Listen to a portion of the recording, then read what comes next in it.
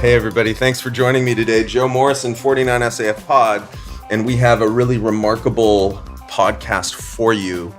While the topic is terribly serious, I think that we have, in terms of quality of speakers, the highest we've ever had. These people are really remarkable, and they've been working for collectively decades on racial inequality as it relates to entrepreneurship. And these three people are specifically Dan Kihanya of Wisely, financial technology firm that is based in India and I think doing work in India. Erin Horne McKinney of Access Consulting and Black Female Founders, and many, many other things previously. And then BJ Stewart, Chief Operations Officer at Urban Impact. All three of these folks are exited entrepreneurs. Two of them are in technology. One of them is in Main Street business. And they're all focused on asking the question, how can we have a more just and equitable world, especially when it comes to realizing what the fabled American dream is, and being able to create wealth and generate wealth and put people to work and be an entrepreneur, which is what the 49SAF ultimately is really about. We're really about ensuring that any entrepreneur, regardless of the style of entrepreneur they are, can find the right funding and go create the value in our community to create economic value and health for Alaskans. And more thoughts on that perhaps a bit later. So this podcast is broken into two parts. The first 35 minutes or so, first 35 to 40 minutes, is really getting to know these folks, having them go through their backgrounds and talk about what they've done professionally in their careers, which is remarkable. And in some cases, in a majority of cases, how their backgrounds and their racial backgrounds have resulted in obstacles that they've either had to overcome or that they've found have inhibited their growth. And then the second half of the podcast gets into some of the positives, but also some of the status quo that we face, which is that, 77% of venture fundings, generally speaking, go to white males. Less than 1% go to Black founders. And you see this isn't just in venture, this is in society in general. This is from a Worth article, I think published June 19th, 2020. The title is Venture Capitalists and Funders Can Help Create a Society Valuing People of Color. That values people of color.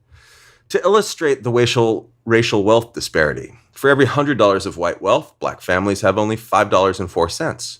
While 25% of Black families have zero or negative net worth, only 10% of white families fall into this category.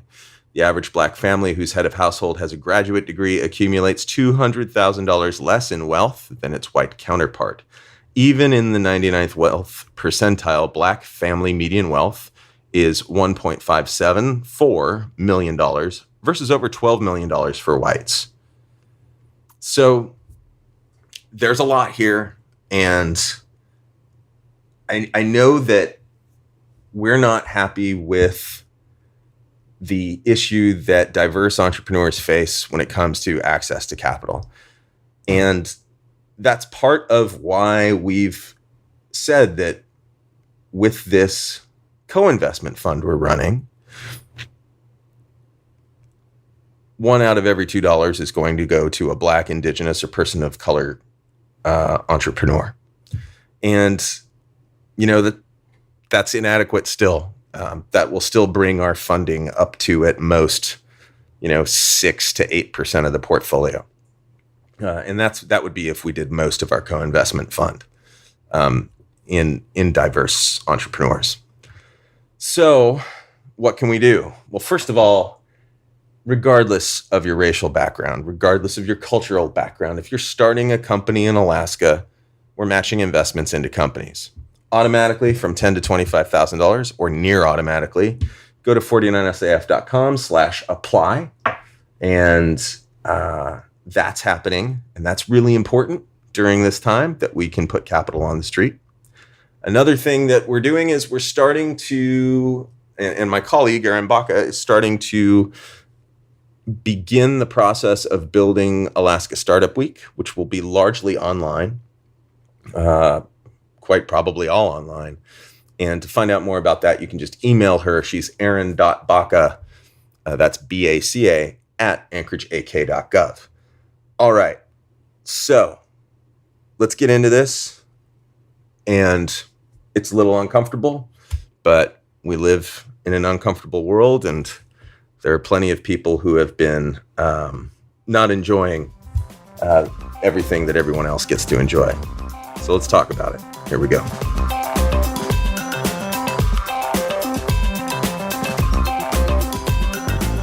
Okay, sounds good.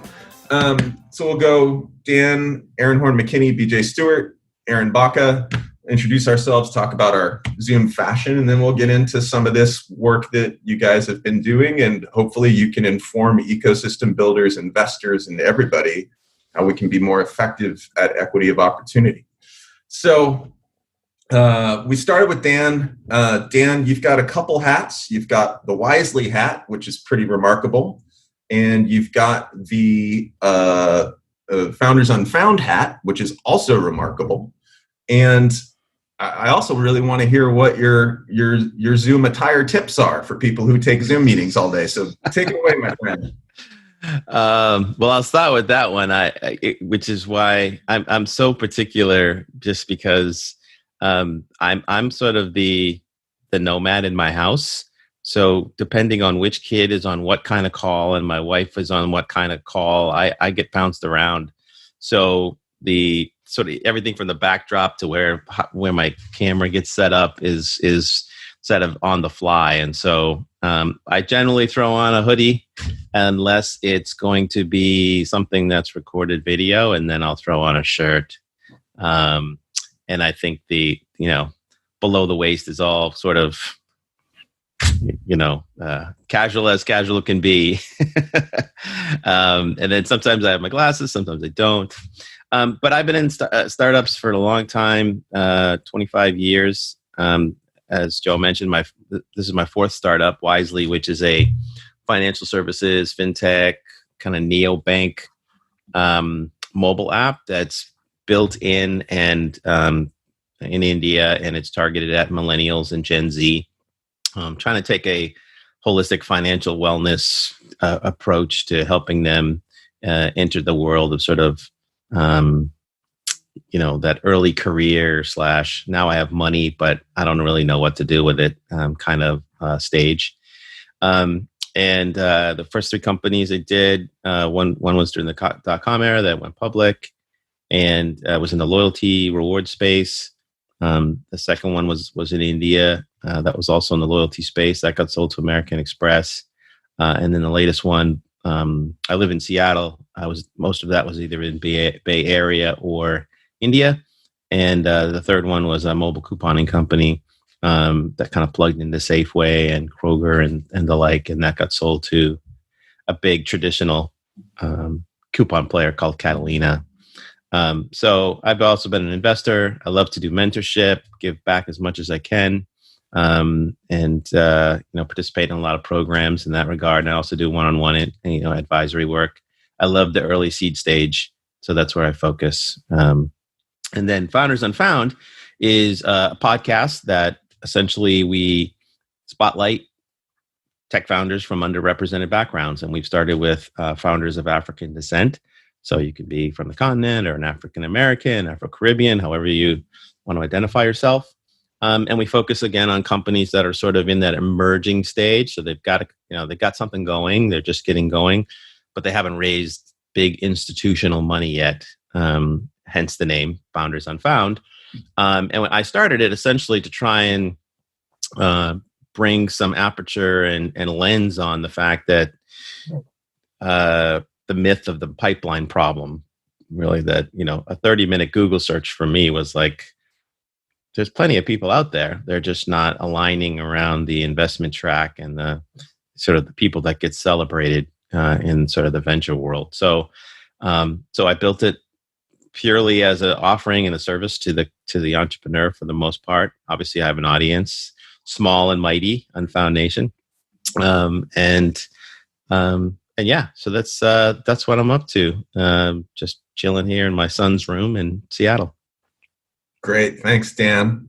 Erin Horne McKinney of Access Consulting and Black Female Founders, and who has done so much from the Midwest to Washington, D.C. to back to the Midwest and coasts in between.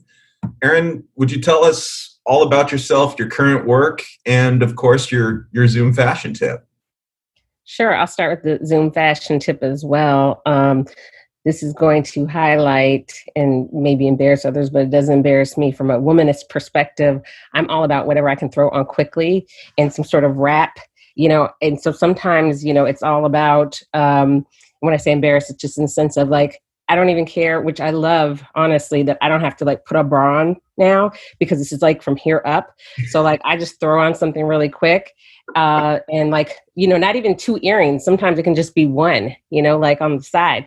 But similar to what Dan was saying, and I'll share my virtual background that I usually have, which is my Wakanda background is usually kind of what I go with to promote all my work around tech equity and really my Afrofuturist perspective.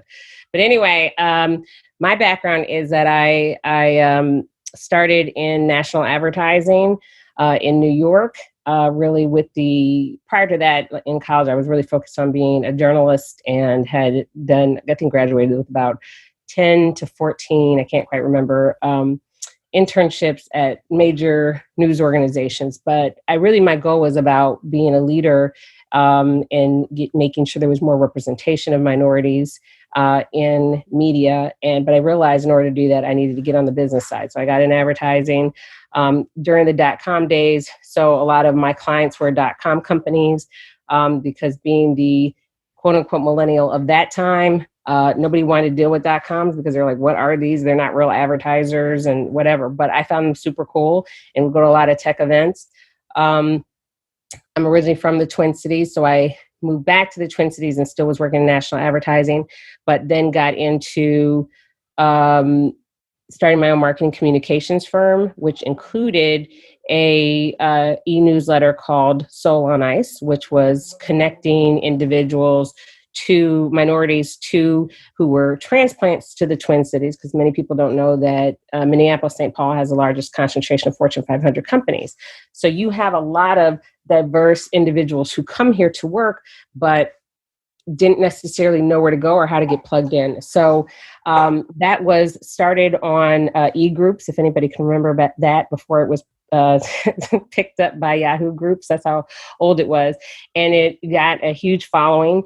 And then we started a website and all of this other stuff. And I ended up selling that off. But it's interesting, at that time, I did not consider myself a tech entrepreneur, although that technically was my first tech company. And then fast forward, moved to the Bay Area and started another tech company while working in national advertising and still keeping some of my national clients, marketing clients. I started this was just before the mobile app economy, but just as it was kind of starting. And I had my CTO from Soul on Ice who had moved out to the Bay Area to work on for a tech startup. And one of my tech clients who had worked in the early days of Yahoo, she had worked in early days of eBay and a number of other companies. We were magic trifecta of all the pieces you need. However, when we applied to Y Combinator and the few programs that existed at that time for founders, we never were accepted into anything. And what I realized is we were a team of 3 Black founders, 2 women, 1 man. And when I looked at these programs, even if it was to get AWS credits, whatever it was, it was ran by white men and accepting young white men, right? And it was like never women and never people of color.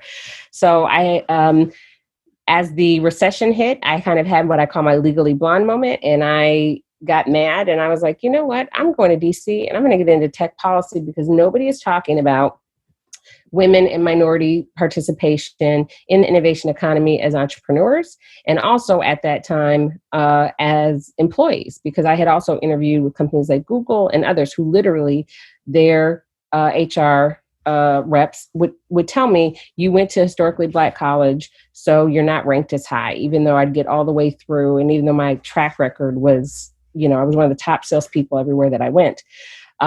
So going into tech policy in DC, I had never thought, I didn't even really know what tech policy meant. Like, I'm going to be honest. I went there, somebody told me to write a white paper. I didn't know what that meant. That just was not my world. But going to grad school and starting to write about what I thought the future of work would look like, the future of tech entrepreneurship would look like, led me to run a trade association for women and minority tech entrepreneurs that was founded with funding from the merger of NBC, Universal, and Comcast. And we went to the city of DC and said that we wanted to create a live workspace for women and minority tech entrepreneurs, similar to an art co-op, but this is around 2010. So there was no WeWork or WeLive at that time. The city loved the idea. We were one of the 4. We had a developer who was funding it and willing to build it. And we were one of the 4 finalists for that bid. However, of course, it was committed already politically for other reasons. But the mayor at that time was what really wanted to turn DC into a tech hub and make it inclusive and really kind of set the standard of what inclusive tech ecosystem could look like. And so they had created a role. And so I was able to lead strategy for tech entrepreneurship and innovation under 2 mayors of DC, creating DC's first tech corridor, DC's first tech fund, DC. Within that tech corridor, we created a partnership with Howard University to create an inclusive innovation incubator. So the first HBCU across the country to be part of a major tech corridor. And we also created, so many programs created by government or organizations aren't marketed well. And so what we did was created a large scale activation at South by Southwest that literally became the model of how to promote cities at that conference. And this would have been, if South by Southwest hadn't been canceled, would have been the 8th year of that. And so that really put DC on the map. So I think part of, my body of work really includes, literally changing the face of the nation's capital, right? And therefore, a major global city that was modeled nationally and internationally around best practices. And during that time, I also created the global membership organization, Black Female Founders, also known as BFF, which is a membership organization, global membership organization for women-led tech startups and female tech leaders throughout the Black diaspora. We have just, by the time that we were founded, there were really not any organizations or conferences and things focusing on Black women in tech. And that's changed a lot, thankfully, over the last 5 years since we were founded. But normally at that time, when you were talking about inclusion in tech, it would either be about white women or Black men. It really didn't include, there was a void. And I think that conversation has changed a lot. And we have now started to pivot ourselves more into a trade association because we get asked to be involved in a lot of policy. But also that work on building the tech fund really pushed me to want to get more into access to capital issues and get into venture capital. So I joined a venture firm in Ohio as their managing partner of inclusion and helped kind of create a whole new grant funding for entrepreneurial serving organizations that were across Ohio and upstate New York who were serving women and minority entrepreneurs, and led an amazing team to expand that organization and their work across 2 states, which included 10 markets. And now still continuing to do a lot of that work. I mean, just to be honest, I had to take a break. I mean, if you can imagine working under 2 mayors, and all these things that are just building and building and building. I took a sabbatical, maybe the last 9 months, 12 months, to really do a lot of investing in myself and do a lot of work that I wanted to do and really just spend some time with my family. And who would have thought, because I used that time to kind of circle back and spend some time in Minneapolis, that a pandemic would kick off, right? And then who would have thought that that Minneapolis would become the epicenter for the uprising and global movement that is happening right across the world.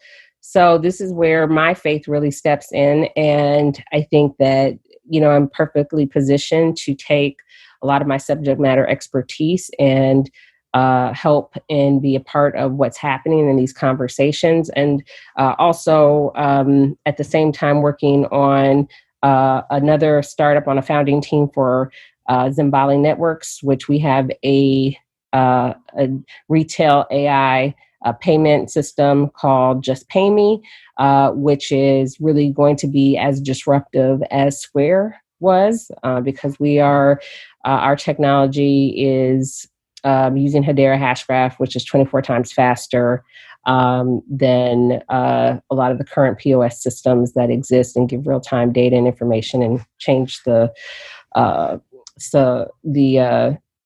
information and inventory for supply chain efforts and things like that. So, just really, I still advise a lot of startups on a lot of advisory boards still, do a lot of consulting work around advising governments, organizations, economic development organizations on inclusive innovation as well as inclusive economic development, and still do a lot of marketing communications work around direct diversity efforts. So I am a multi-potentialite.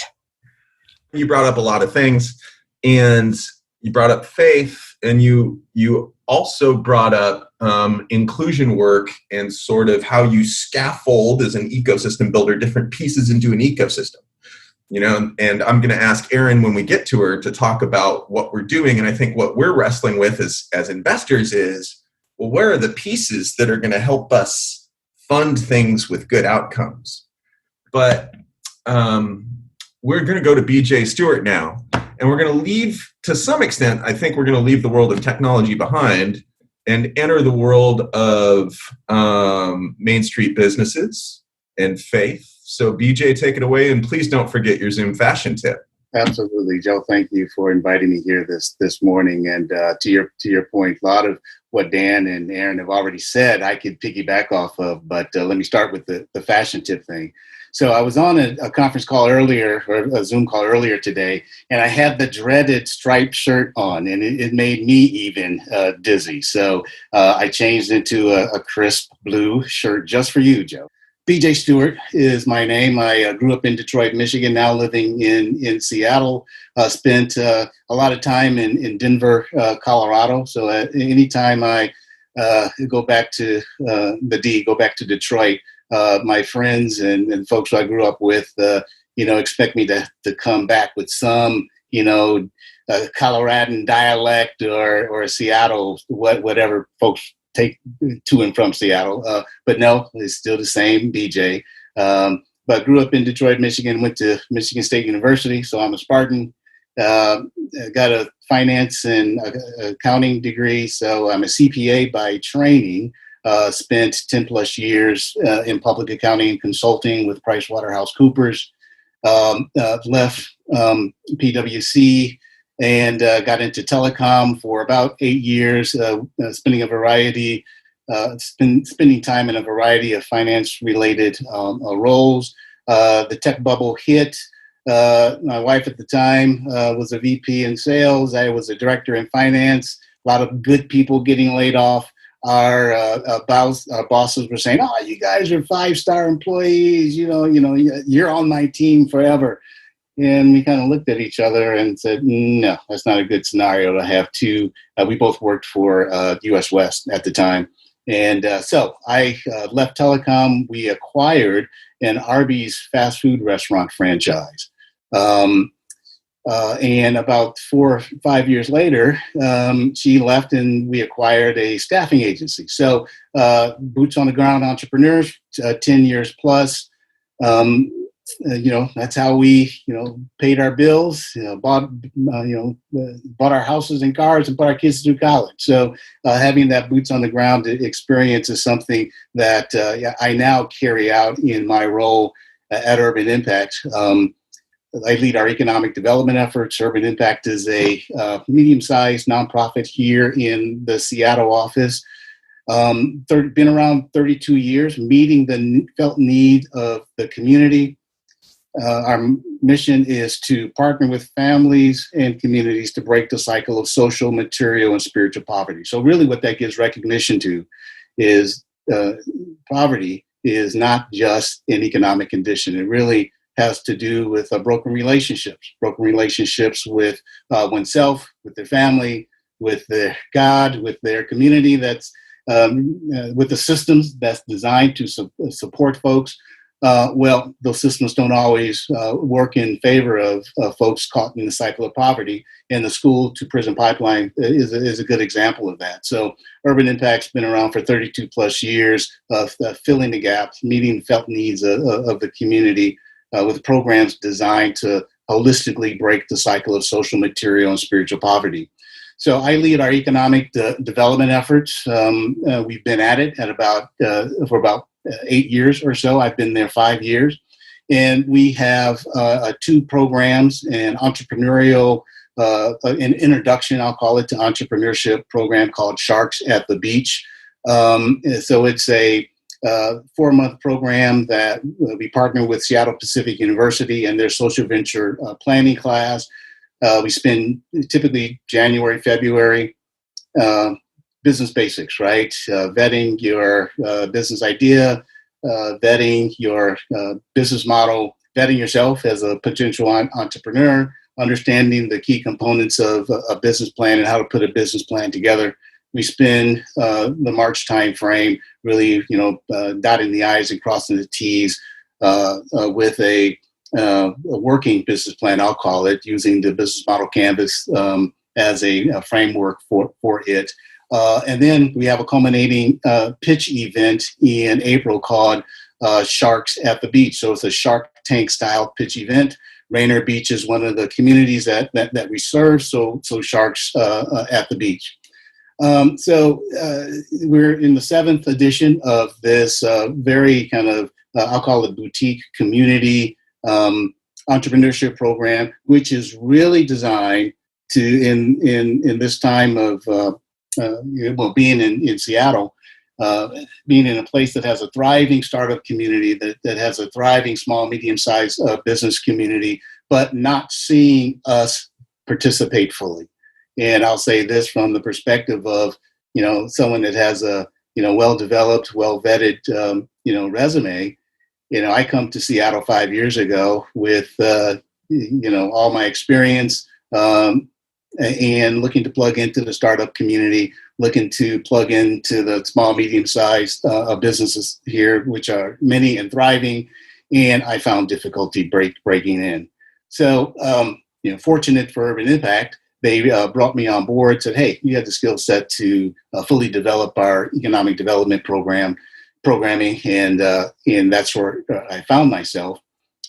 Sharks at the Beach, great program, and really designed to launch and develop fully sustainable enterprises. But in the previous 7 years of us doing so, understanding that this great program as a standalone is not enough, really needing to either plug in or develop an ecosystem to fully support those participating in the program. So last fall, we launched a small business accelerator to provide that full support for alums of the Sharks at the Beach entrepreneurship program, and then to wrap our arms around other entrepreneurs in Seattle's under-resourced communities. So that's the community that we focus on, and it's been a pretty good ride as we engage with entrepreneurs in those under-resourced communities. We've identified 3 key gaps that are that we've built the basis of our logic model on.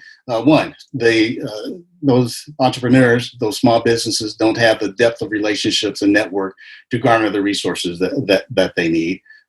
Secondly, they don't have the business acumen. They don't have the knowledge and information to effectively deal with the issues that they address on a daily basis. And then third, and maybe most obvious, they don't have access to capital. So relative to our Sharks at the Beach Entrepreneurship Program and Small Business Accelerator, our Logic model is designed to fill those gaps, building social capital through mentorship and coaching, building knowledge capital through business training, and then building financial capital through providing or connecting these folks with alternative forms of financing and capital. So it's been a good ride in these last 4 years. I would say that we are still kind of pre-scale. We're currently serving 24 entrepreneurs and small businesses, 12 in our Sharks at the Beach Entrepreneurship Program and 12 in our Small Business Accelerator. So as we move forward, it's still having a deep impact as we engage with these local entrepreneurs, but also scaling the number of participants and having a more significant impact. So that's my story, and I'm sticking with it. Thanks, BJ.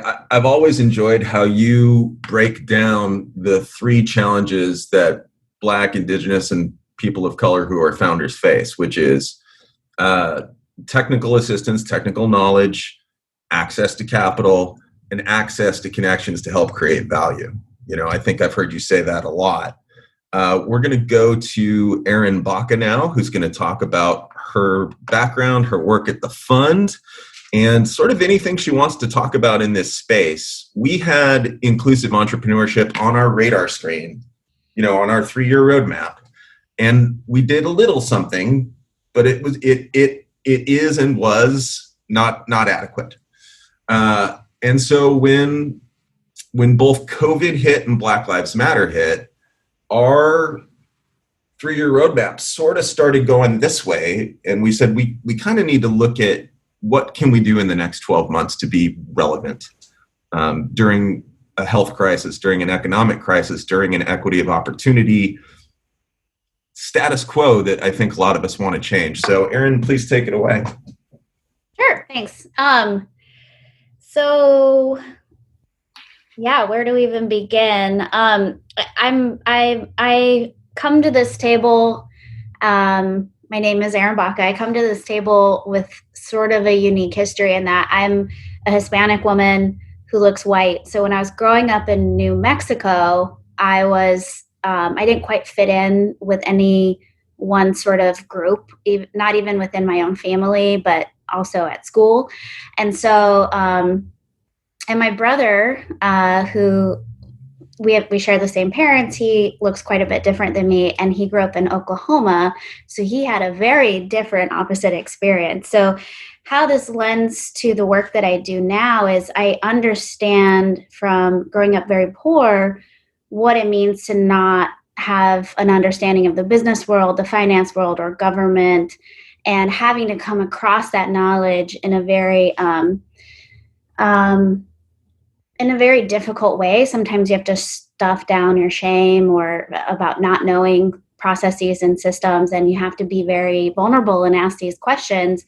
And you have to be vulnerable with people who you're not sure if they have your best interest at mind or if they're going to judge you for asking questions. And so as I approached the world, I decided that getting an education was the best way that I could navigate the world. And so I chose to go to school in North Carolina and set my sights on UNC Chapel Hill, which I'm grateful for that experience, but I also have a ton of student loan debt that I'm going to be managing for the next 25 years. So I don't know. I really thought that I studied I studied policy because I thought that was the best way I was going to be able to navigate the world and have an impact on it. But as I've gone into the working world, it's funny that I now work for the municipality of Anchorage because I really never thought I would be working in government. And so I found this sort of backdoor way to get involved. And so I like the way you said it, Erin, you're a multi-potentialist, I think. I see myself as an expert generalist.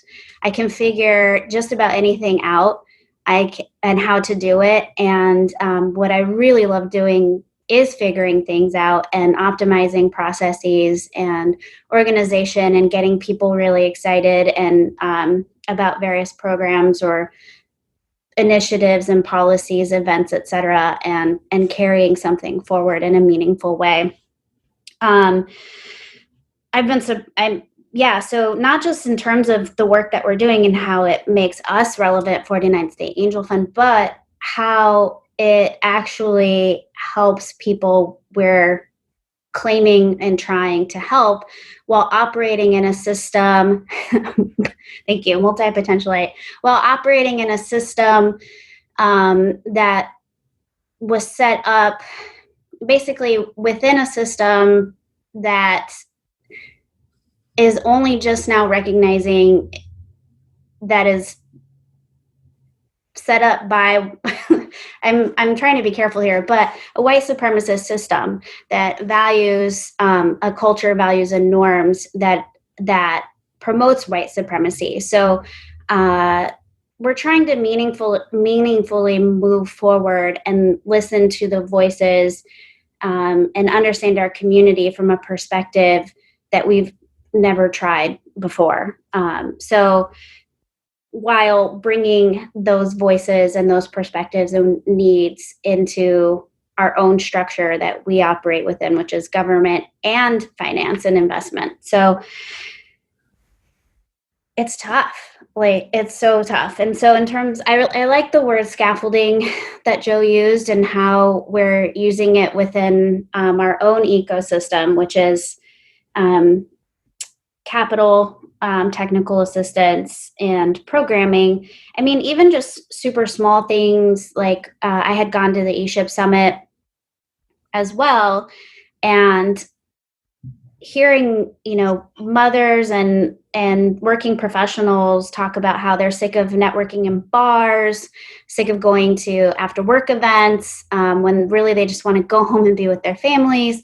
We started something simple called the All Call, where now everybody's virtually talking, but before, a year ago, it wasn't the norm. And so we just make it quick, 1 hour, show up, tell us what you're working on and what you can do to help other people or ask for the help that you do need. And something as small as taking just 1 hour in the middle of the day, not requiring us to go have a beer at the end of your day to get things accomplished was kind of a big deal. And we've gotten a lot of positive feedback on it. So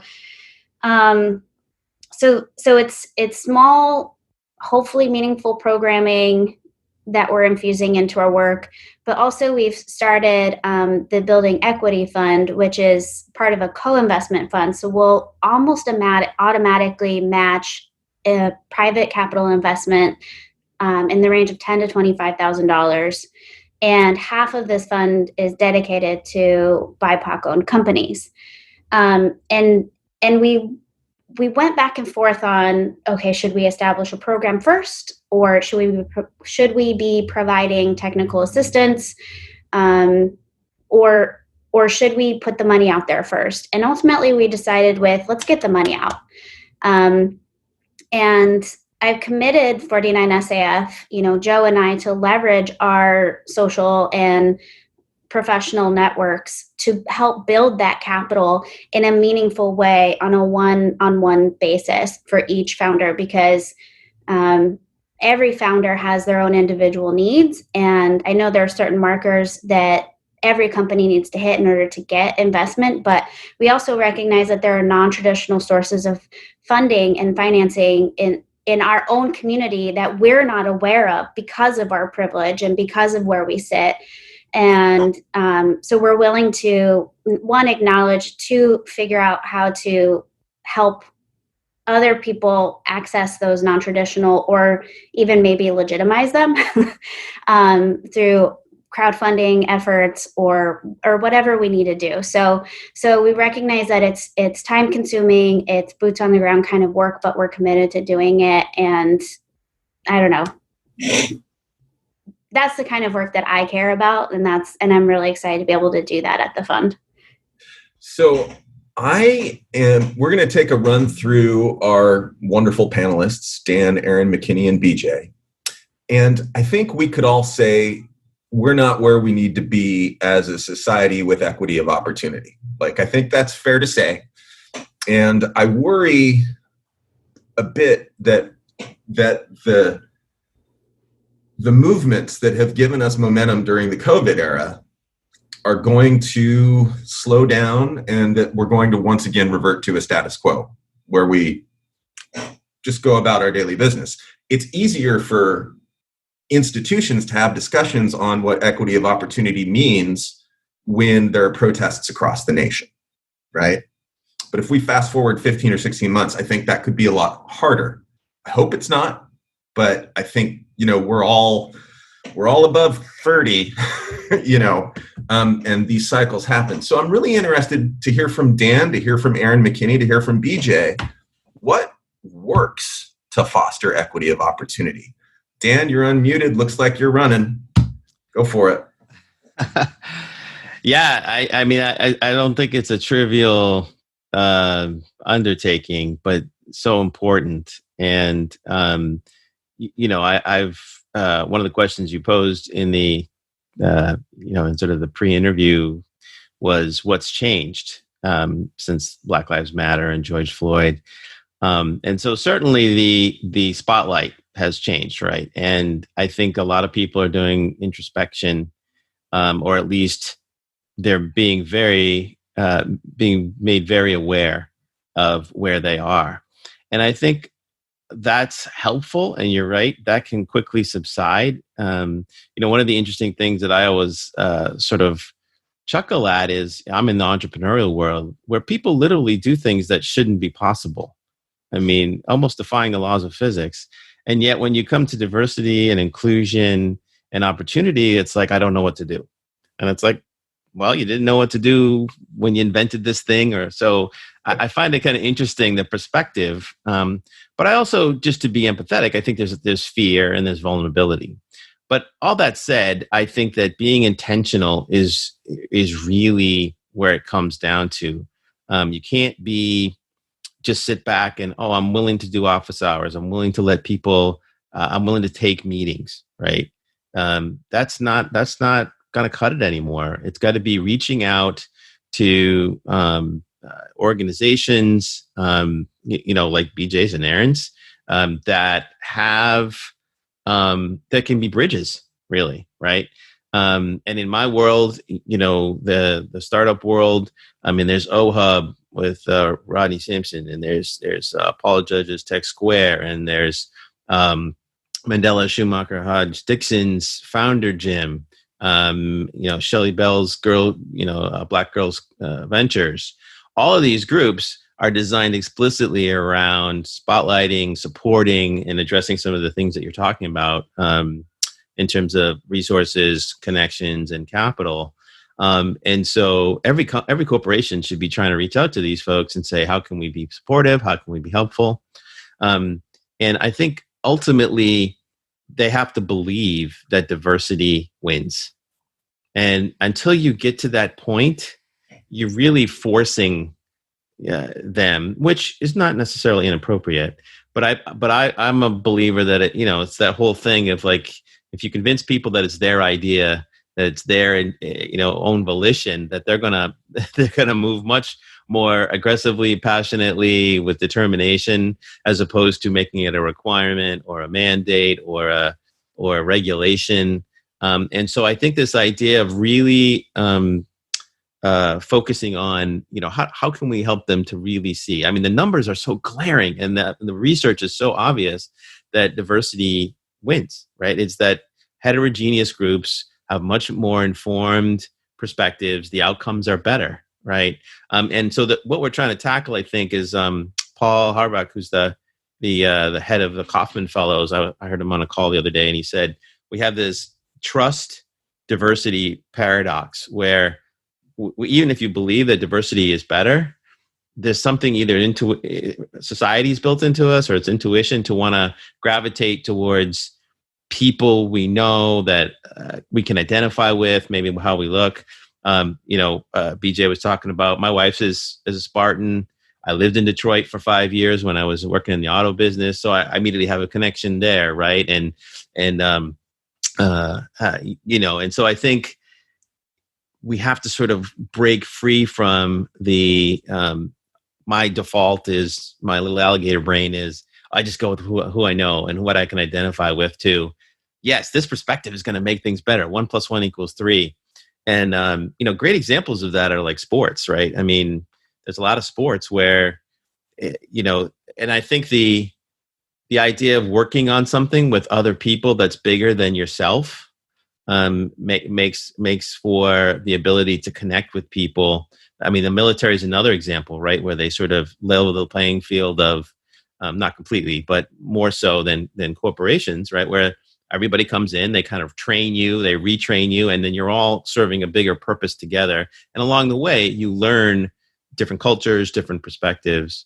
So it's kind of a long-winded answer, but I think intentionality and reaching out and making connections, doing a lot of listening, and then I think accountability is a big, big deal. And so, I mean, I don't think the idea of people being called out is going to go away, at least in the startup ecosystem. I just saw it the other day that yesterday, somebody was of a fairly big company in tech, and it was no people of color on the board, nobody in the executive ranks. Their employees are like 2% people of color. And so, I don't think that's going to go away. And so I think those are all work together for sure. Does anybody want to build on Dan's point or talk about what works in creating equity of opportunity?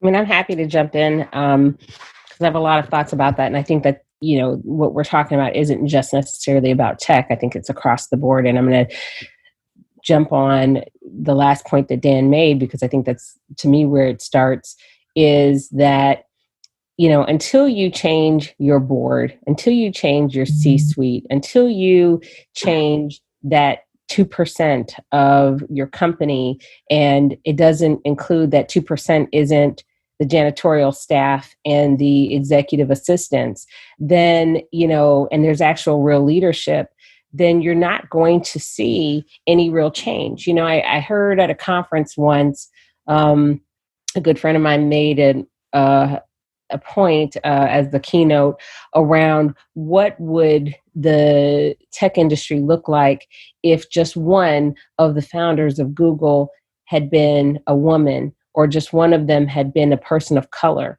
in the sense of, because so many tech companies have created their hiring practices off of Google's hiring practices, which they thought, okay, we have people from Stanford and Harvard and MIT, and that seems to work. So like, that's the only, that's where we're going to hire from.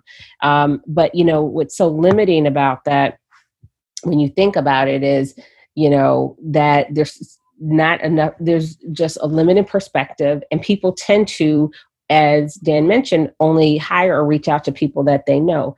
I just have to say, even personally, I have seen how much, if I had the same body of work and I was a white male, my trajectory in my career would be so different, right? And it is, and somebody has to wait until somebody, for a person of color or for a woman, it's not until some organization or some person validates you that you get an opportunity, which I think is absolutely absurd. And there have been so many meetings that I have sat in as one of the only people of color, or one of the only women in the room, or even when people are talking about my background, where people can't believe that I'm the person that did that. Like, there's no possible way that you did these things or whatever, which means that it is just beyond their reality, right? And it's because their reality is so limited in thinking, which is to Dan's point that he started with. How can we be an industry of innovation, of thinking? We can. We're on the verge of flying cars. We're on the verge of like all these amazing things, right? But we can't fix this. And there was actually an article done not that long ago, just maybe in the last month, that said that exact same thing. We can create, put people in space. We can do all of these different things, but we can't solve diversity. It's because people benefit from people not solving diversity. You want to know why? Because the real generational wealth that's going to happen as we move forward isn't going to be from corporations, because people aren't staying with jobs for 20 years and, cashing out their pension and all of that other stuff. What the real generational wealth, as we have seen with who are the richest individuals in our country and also in our world, primarily come from the tech industry, right? And so what that means is if you're not one of those original founders, if you're not in that C-suite, if you're not on that board, if you're not having opportunities to grow and get a good chunk of that company, you're not going to see the same level of generational wealth created in your family and in your community.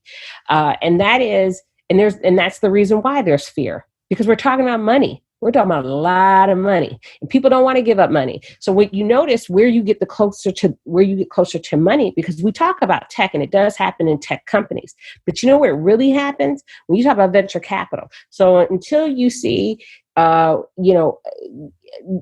it's really just being highlighted now, and I'm so glad that now, talking about white supremacist structures and things like that are common language now, just in the past couple of months since George Floyd's murder, right? We're able to really say, call people out and call organizations out.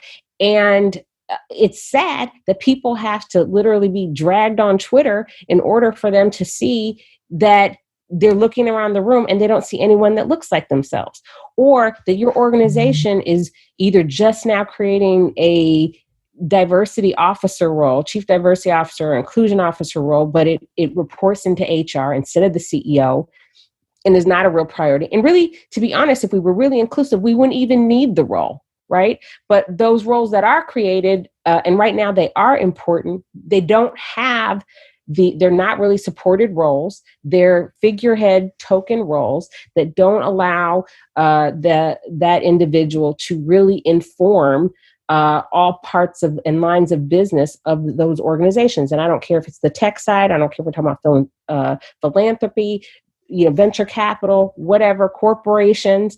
When you give individuals these DE&I roles, and then you really don't put any funding and budget behind it or any sort of team behind it, and you don't support their work, and it doesn't have direct access to the CEO, and it doesn't influence the board or what have you, then it is just for show, and it is good. All of these things are just good marketing. Right. A box that needs to be checked, I would assume. BJ, did you have any thoughts in this space? Or Absolutely. It's just, let me say, to a large degree, when you mentioned the term sustainability, what's going to keep the bright light on, the spotlight on, and certainly the spotlight has created awareness, right? So now, what do we do with that awareness? And Erin mentioned something a bit earlier today, where she's bringing all her skills to the table in service, and I feel the same way. God put me in this position with the ability to combine the science of business and the art of business to the benefit of the communities that we serve. And so I have an answer when our allies, or I'll call them accomplices in some cases, come to me, my white brothers and sisters, and say, hey, wait a minute, okay, this Black Lives Matter thing, I got to do something about it. BJ, what should I do? And my response is, well, you have some work to do, and that is for you to figure out, right? But on the other hand, okay, if you want to contribute, there's an opportunity to contribute, and let me show you. So with that, it has to do with relationship, right? And with relationship comes understanding, and with understanding comes trust. And once we are in a position of mutually trusting each other, that's where, as Dan mentioned, that's where the miracles can occur, right? And part of the understanding is really understanding, more broadly than what goes on in your neighborhood, right? Think of Seattle. Seattle's a thriving, beautiful place to live, thriving economy, one of the fastest growing economies in the country, if not the world. But hey, guess what? Not everyone is participating in the thriving economy here. There is a growing income and wealth gap that is, and these are pre-COVID statistics, where the median income of folks in more wealthier neighborhoods compared to 98118 Rainier Valley, which is the community, one of our communities of interest, is 40% less. You take a look at the median value of housing, 35% less in zip code 98118, the hood, as opposed to the Seattle overall. Pre-COVID, Seattle was full employment, less than 4%, while in under-resourced neighborhoods, double-digit unemployment. Even getting down to life expectancy. And this is real statistics now. Area code 98118, the Rainier Valley, one of the communities that we serve, the life expectancy is 10 years shorter than in more prosperous neighborhoods in Seattle. So you take a look at that, and that really begs the question, what society do we want to live in, right?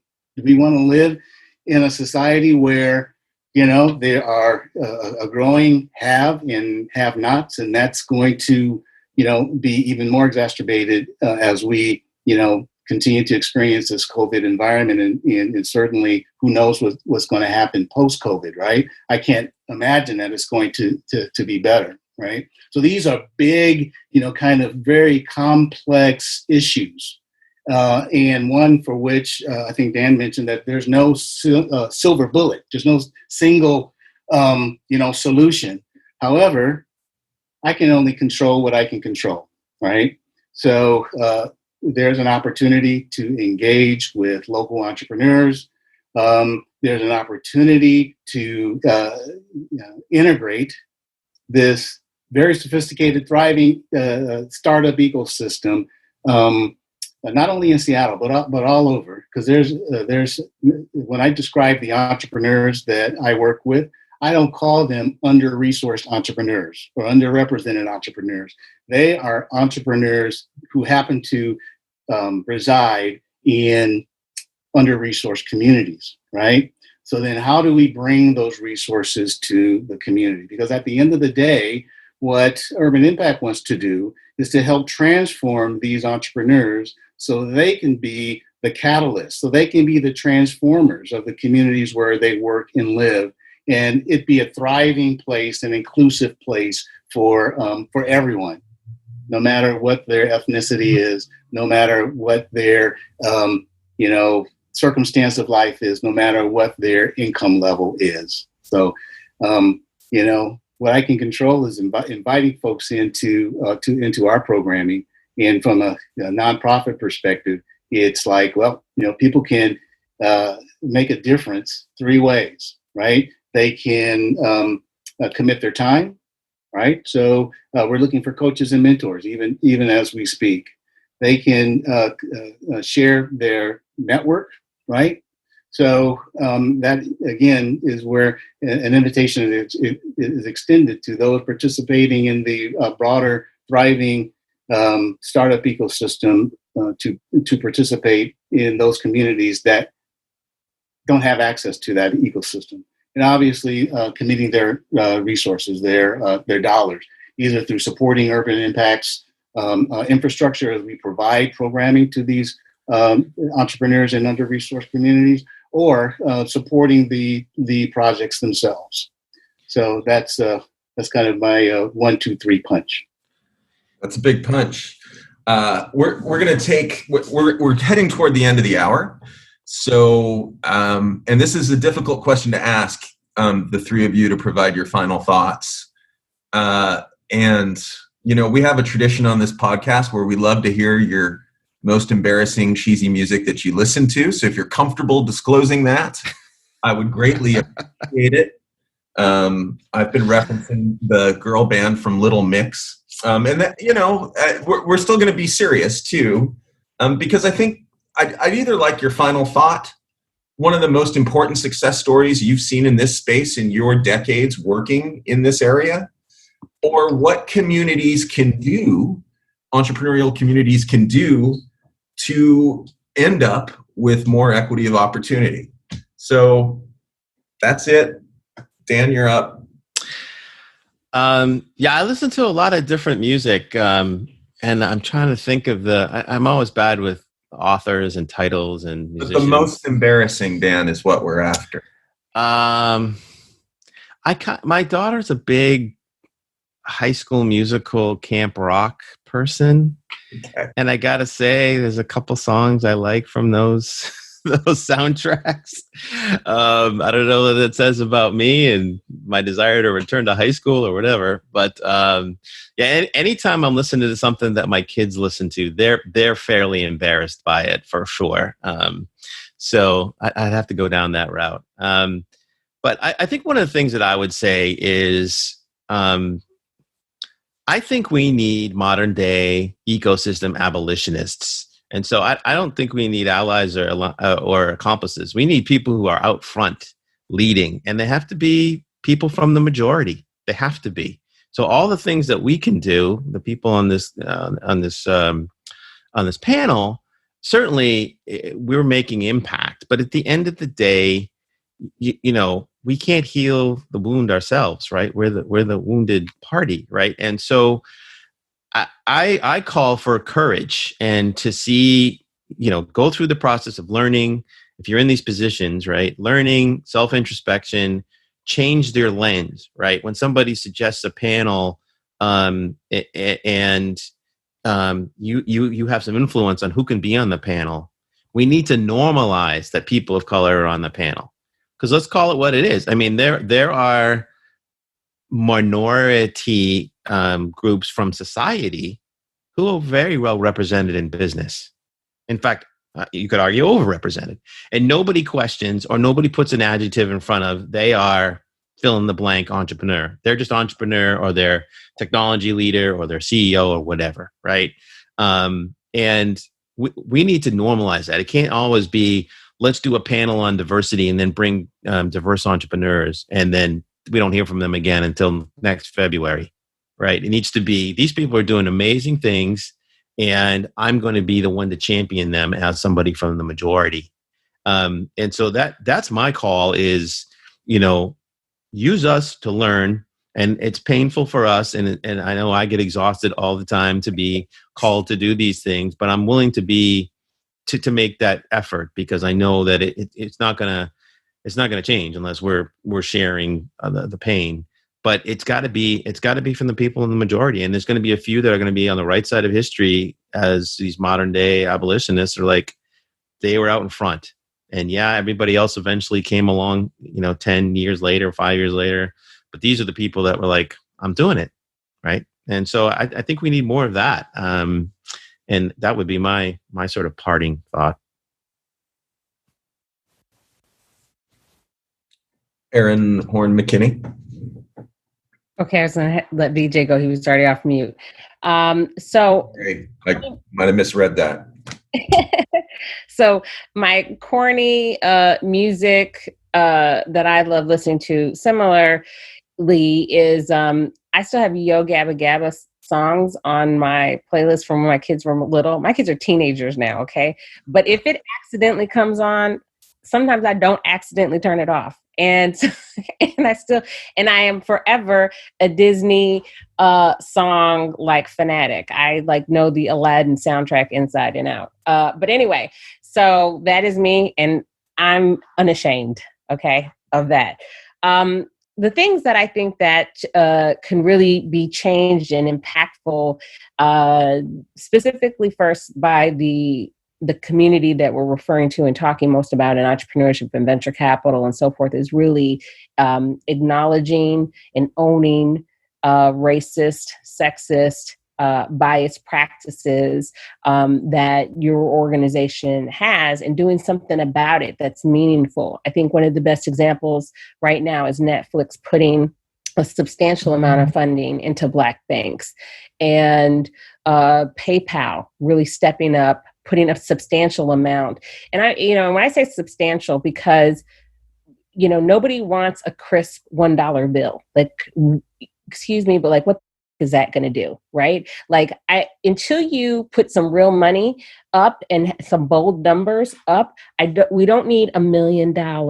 We don't need, like, you start talking to me in billions, right? Because until we have founders who have actually, Black founders who have had major raises, who have had major exits, have hit $1 billion marks, then one, we haven't arrived. That's just based on the industry.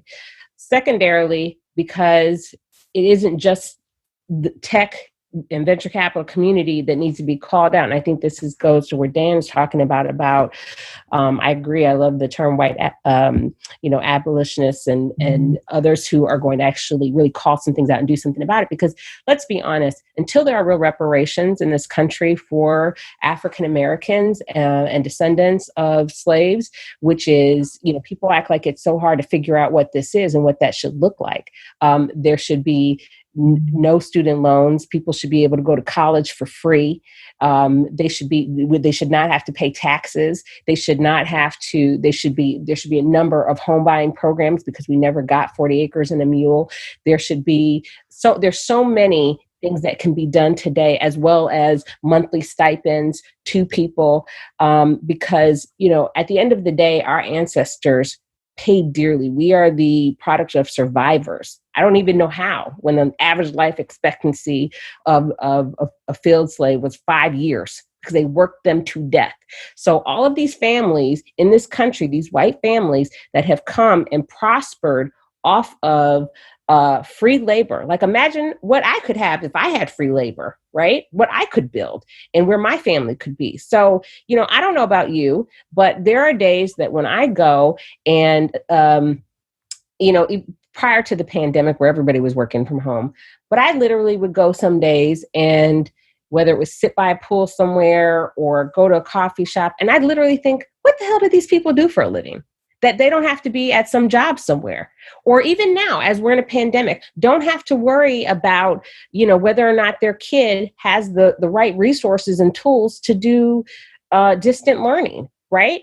Like, not everybody has these resources. So there is a reason that people are out in these streets, burning down buildings, protesting still each and every day, right? Because people are sick and tired of being sick and tired of not having anything, and literally are willing to sacrifice their lives for some basic rights. So until those things happen, we're going to continue to be in this vicious cycle. And I hope and pray to God that finally we have some sort of reckoning. Yeah. Amen, Erin.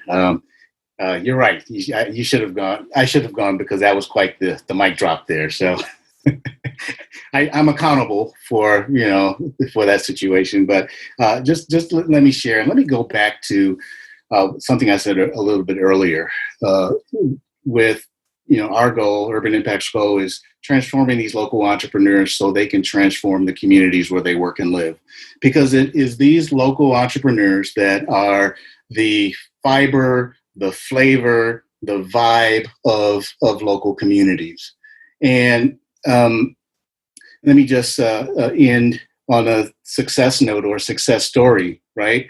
Because we've heard so many negative things. The narrative relative to this COVID-19 is obviously negative because of its deadly impact. But from a statistical information, you see numbers like 41% of Black-owned businesses, not reopening their doors due to COVID. But locally, we've had some successes. And let me just identify an entrepreneur that locally here in Seattle that has shown a great deal of resilience, and it's really all the entrepreneurs that we are working with, because none of them have closed their doors. And one I'm going to mention in particular, her name is Monica Matthews. And you say, hey, why am I giving her a plug? It's because of her overall life mission in terms of leveraging her business, Queen Care, which is a cosmetics products, into investing into young women through her Queen Care program, teaching the next generation how to be young entrepreneurs. Well, when COVID hit and all the businesses closed, there was a significant thought in terms of, okay, well, what do we do now? And the life experiences and the resiliency that folks bring to the table through their life experiences, it really encouraged them to quickly pivot over to the changing needs of their customer base. In Monica's case, it was, hey, I can't open my doors right now, but this e-commerce transition that I was already working on, hey, I better get there very, very quickly. So an Urban Impact was there to help with that transition. And additionally, she looked at the changing needs of her customer. Hey, there's a hand sanitizer shortage. So she formulated hand sanitizer, created a package that she then put on her newly expanded website. And she is, in fact, thriving through this crisis, as well as many of the other entrepreneurs that we are working with. So you say, what's the magic sauce, right? There is no magic. It's focused attention to supporting these entrepreneurs that exist in under-resourced the community. So I would just say it gets back to that relationship and trust equation. Engage, get in relationship, develop an understanding, develop the trust, such that we can all, become one community instead of those people over there. So I'll just leave it at that. Thanks, BJ. Did you have an embarrassing pop song? Oh yeah. Okay. Here's a Dan.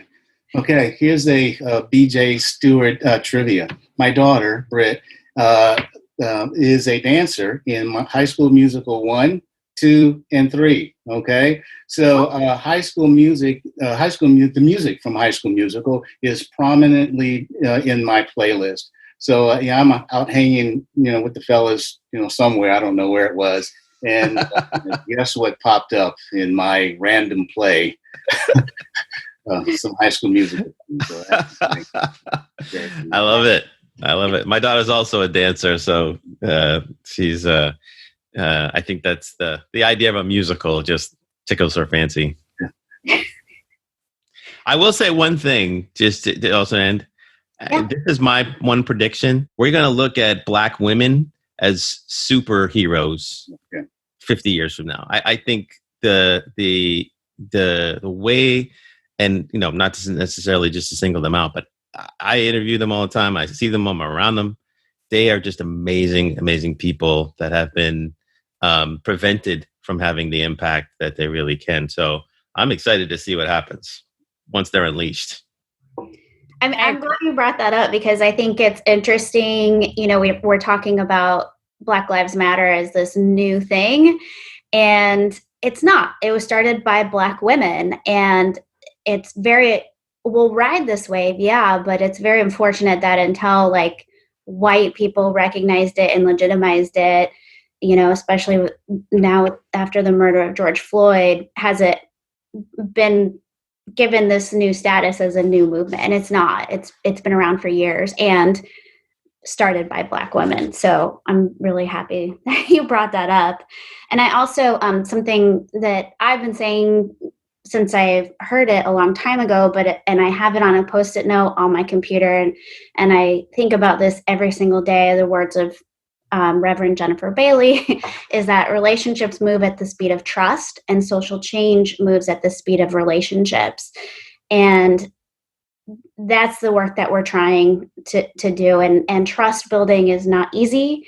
And we don't know. I mean, I guess to quote another Black woman is Austin Channing Brown, where she's like, white people love rules And we don't have rules in these situations. So we have nothing to fall back on if things don't work. But we have our actions. And so that's what I want to go forward just every single day, building trust in any way possible. And so I want to thank you all for sharing your pain and your experience and your knowledge. And I know that this isn't easy. And, you know, once again, we're going to benefit from your experiences. So, yeah. Erin, did you want to say anything? Unless you came up. Yeah, sorry. I had just was going to chime in on Dan's note because, of course, thank you. And I thought that was an amazing comment because I often talk about how, since we're talking often to men, you know, that Black women are like putting Michael Jordan on the bench, right? And just keeping him there. Like if you would just unleash him, you know what I mean? Like what is possible. So I just wanted to build on that and say thank you for acknowledging it, because I think that part of your prediction is exactly what I'm pushing, that I think that we're going to see, whether it's in politics, whether it's in leadership, in tech, and whatever, we're going to see a rise that is going to show the absolute power and grit of Black women. Thank you. Yeah. I mean, even in our own community in Anchorage, we rely heavily on what's the word? So one of our most prominent businesswomen, and social justice, basically warriors, Jasmine Smith, she was like, "Oh, I'm sorry, I'm just trying to talk on these calls and help people out as much as I can." And I'm like, "You're a thought leader. I mean, we can't continue. We have to give the platform to especially Black women, and we have to give them the not just the platform, but the recognition that they deserve and what they bring to the table. And it's not always by the formal experiences. You know, she's never written a book or anything, but her experience makes her a thought leader. And so I'm eternally grateful. So with that, I just want to say that, yeah, thank you. And this was a wonderful experience, and I really appreciate everyone's time. Thanks, everybody. Thank you all. It was great meeting you all. Bye-bye. Thank you. Yeah, look forward to get to know everybody individually at some point too. So This was great. Thanks for inviting me, Joe. Thank you so much for making it, folks.